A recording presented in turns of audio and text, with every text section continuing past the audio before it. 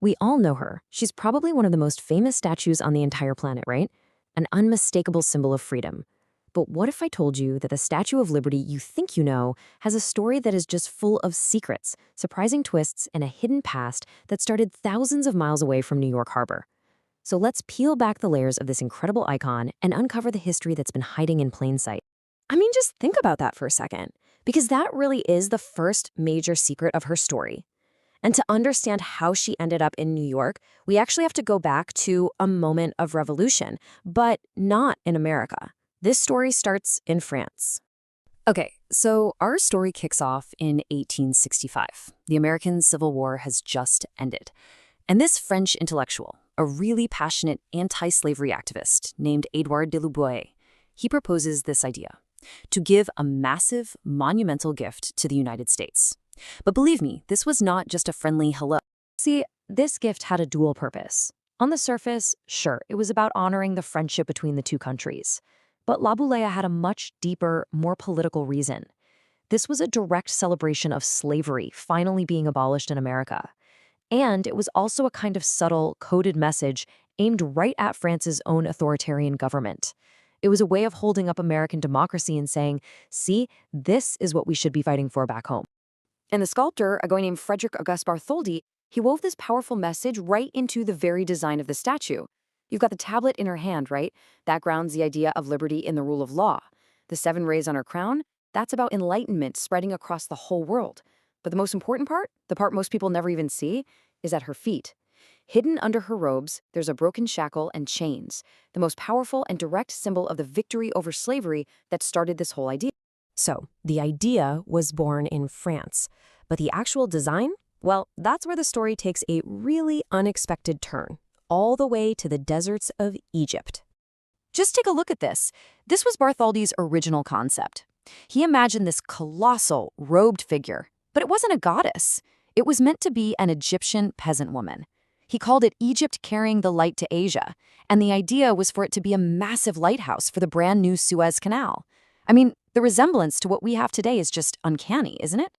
But the ruler of Egypt rejected the project. It was just way too expensive. And you can imagine, Bartholdi was completely heartbroken.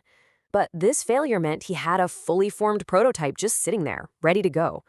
So when the American project came along, he brilliantly adapted his design, swapping the idea of progress for the even bigger idea of liberty. So, Bartholdi has the design, but now he's facing a colossal problem. How on earth do you build a 151-foot-tall statue with a really thin copper skin and make sure it doesn't just get blown over by hurricane-force winds in New York Harbor? For that, he needed an engineering genius. He needed a man named Gustave Eiffel. To really get what a challenge this was, you have to understand just how delicate this statue is. Her copper skin is only 3/32 of an inch thick. That is it. That's about the thickness of 2 pennies stacked together. So the big question was, how do you keep this gigantic, fragile structure from literally tearing itself apart in the wind and the changing temperatures? Eiffel's solution was, well, it was absolutely revolutionary. He realized that a rigid structure would just snap.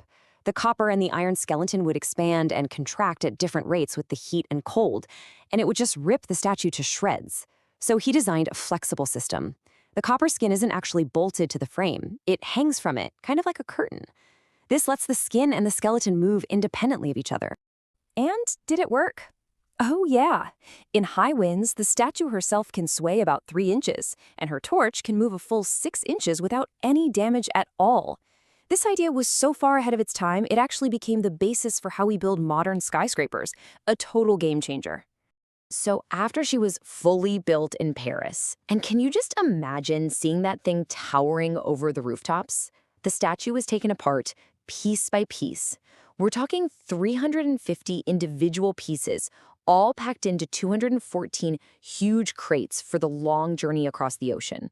She finally arrived in New York in June of 1885. All ready for her new home. Or so everyone thought. Because when Lady Liberty showed up, it was a total crisis. France had delivered this incredible, monumental gift, and America had completely failed to build a place to even put it. The deal had been simple. France pays for the statue, America pays for the pedestal. But the fundraising in the US had completely stalled. The nation's richest citizens just weren't donating. And so, with all the statue's parts just sitting there in crates, the entire project was about to become a massive national embarrassment. But then, in steps this guy Joseph Pulitzer, a fiery newspaper publisher, and he was furious. He used his paper, the New York World, to launch this blistering campaign, basically shaming the rich for not stepping up and appealing directly to regular, everyday Americans. He made a promise. He would print the name of every single person who donated, no matter how tiny the amount. And the response was just overwhelming. In only 5 months, more than 120,000 people, a lot of them school children and recent immigrants, sent in their pennies, nickels, and dimes. This campaign, which was basically one of the world's first crowdfunding efforts, didn't just pay for the pedestal. It completely changed who the statue belonged to.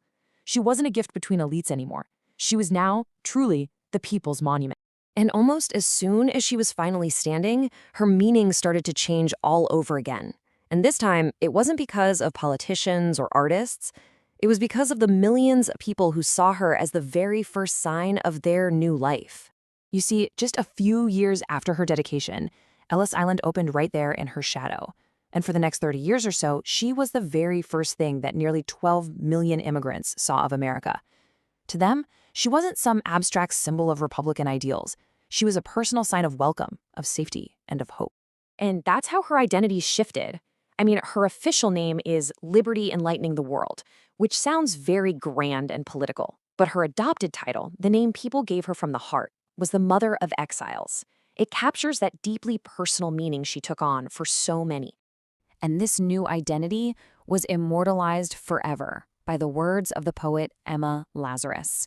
Her poem, The New Colossus, was so incredibly powerful that in 1903, they put it on a plaque right on the pedestal. And those words have cemented her role as the world's greatest symbol of welcome ever since. But standing against the salt and the wind for over 100 years, well, it takes a toll. And to make sure she could keep standing for centuries more, Lady Liberty was going to need one more massive effort to save her. So for her 100th birthday in 1986, a huge restoration project began. Engineers found a really serious problem. Eiffel's original iron skeleton was corroding from the inside out. So every single one of those iron bars was meticulously replaced with stainless steel. Her torch, which was battered and leaking, was replaced with the beautiful gold leaf replica we see today. And get this, they found out that her head had been installed 2 feet off center 100 years earlier. It was a century-old mistake that they were finally able to correct, making sure she stands stronger than ever. As I stand here, holding the torch of freedom high for all to see, if this story illuminated your mind, show your support by liking this video. Share it so the light of knowledge reaches others. Subscribe to walk with me through history's greatest stories. And leave a comment below. Your voice, like mine, deserves to be heard.